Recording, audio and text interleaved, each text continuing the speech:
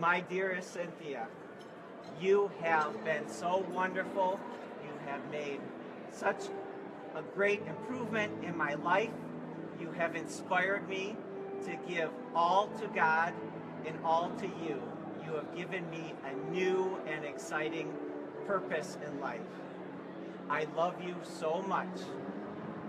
And now, with great honor and humility, I am asking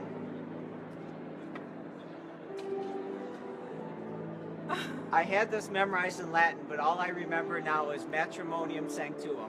Anyways, my dearest Cynthia Smith, may I have your hand in holy sacramental marriage?